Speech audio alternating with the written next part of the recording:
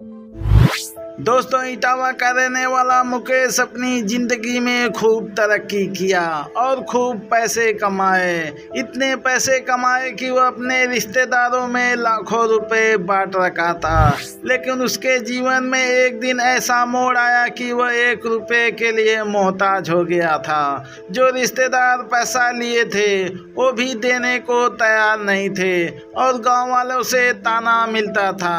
ताने से तंग आके मुकेश ने फैसला किया कि हम अपने बीवी बच्चों की जान ले लेंगे और खुद भी जान देकर अपने को आत्मसमर्पण कर देंगे।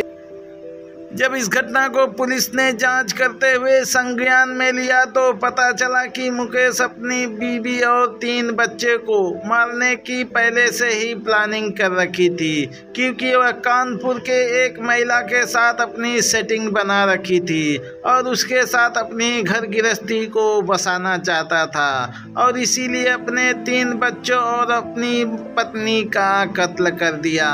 जानने के लिए इस वीडियो को अंत तक जरूर देखें।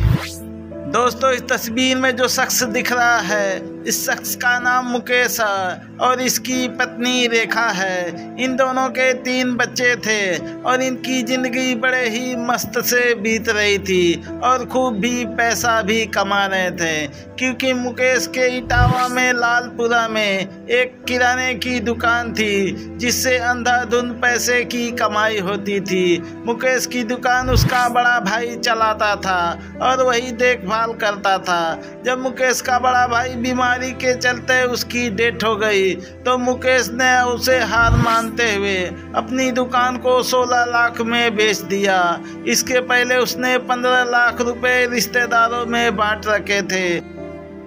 मुकेश की पत्नी रेखा और मुकेश से झगड़ा करती थी, क्योंकि राजस्थान वाली मैडम के बारे में उसे भी पता चल गया था। इसी के लिए मुकेश और उसकी पत्नी रेखा में झगड़ा अक्सर होती थी और धीरे धीरे दुकान बिकने के कारण इनके घर में तंगी छाने लगी और पैसे के धीरे धीरे इनके घर में कमी आने लगी।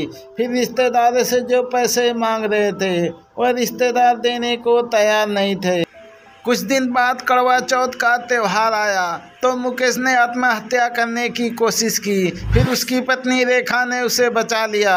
फिर वह कहने लगी कि अगर हम दोनों नहीं रहेंगे तो हमारे बच्चों का क्या होगा। फिर इन दोनों ने फैसला किया कि हम अपने बच्चे को साथ में लेके मरेंगे।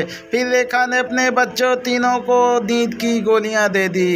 इसके बाद गला दबाकर हत्या कर दी।